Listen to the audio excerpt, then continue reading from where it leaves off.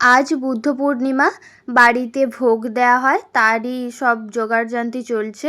এখানে দিদি স্নান টান করে ফল কাটছে আর আমি ওখানে স্নান করে আলপনা দিচ্ছিলাম। বলছিলাম যে জায়গাটা তো খুবই শর্ট, তাই যেটুকু আলপনা দেওয়া যায় এইটুকুর মধ্যেই আলপনা দিয়েছি।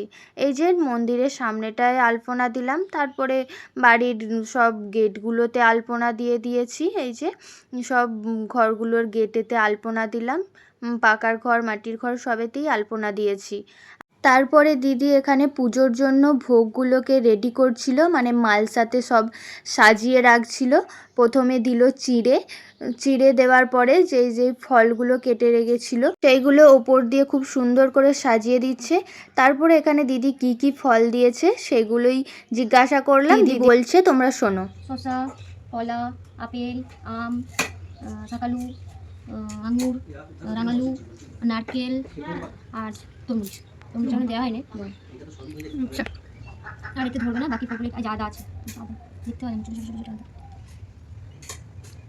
বেশি বড় বড় করে দিলে মুখে বলে যা ঝাঁঝ লাগবে বলে ছোট্ট ছোট্ট করে দিয়েছি।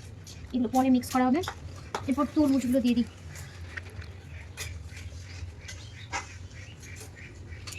বলা হয় নাকি ভোগ যত সুন্দর করে সাজা হবে তত সুন্দর, নাকি ভোগ নাকি ঠাকুরের প্রতি সুন্দর একটা নিবেদন। তো তুমি সেটাকে যত সুন্দর করে সাজিয়ে দেবে ঠাকুর ততই সন্তুষ্ট। তোমরা তো শুনতেই পেলে দিদি কি কি বলল। তারপরে দিয়ে দিচ্ছি মুরগি, এটা কেনা মুরগি, আর মুরগিটা এতটা পরিমাণে চিনি মেশানো যে প্রথমে তো দেখে ভেবেছিলাম যে এটা নকুল দানা, তারপরে বলল নাকি মুরগি। আর তারপরে দিয়ে দিচ্ছি দই, তারপরে দিয়ে দিচ্ছি বাতাসা। মানে খুব সুন্দর করে সাজিয়ে দিতে হয়, নিজেদেরও দেখতে ভালো লাগে যেন আর ঠাকুরেরও যেন ভালো লাগে আর কি। তারপরে দিয়েছিলাম 5 কলাই, যেটা আগে থেকেই ভিজিয়ে রাখা, সেটাই ওপর দিয়ে ছড়িয়ে দিলাম। তারপরে দিয়েছিলাম দুধ, সেটার আর ভিডিও করা হয়নি আর জন্য দিতে পারিনি। তারপরে দিয়ে বাড়ির গাছের আখ, সেটা কাকু ছাড়িয়ে কেটে দিল, সেটাই এবারে ভোগের মধ্যে দিয়ে দিচ্ছি।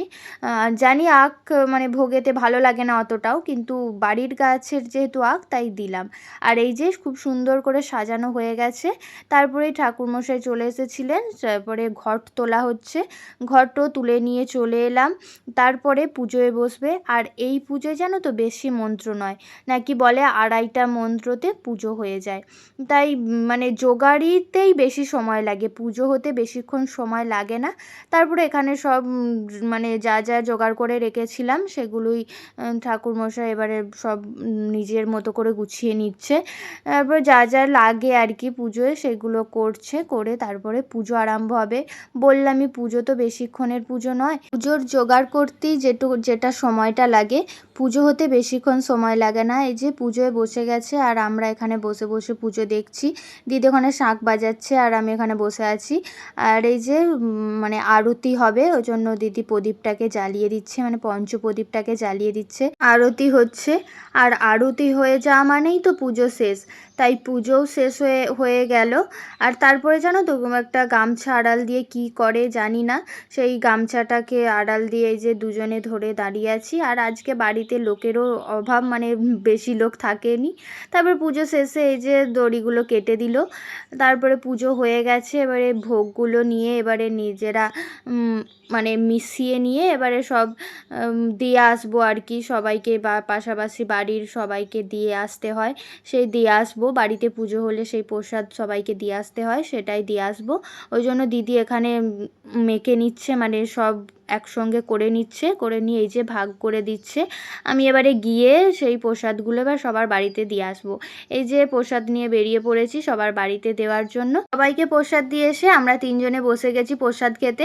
আজকের ভিডিওটা এতটাই, আবারও দেখা হবে অন্য একটা ভিডিওতে।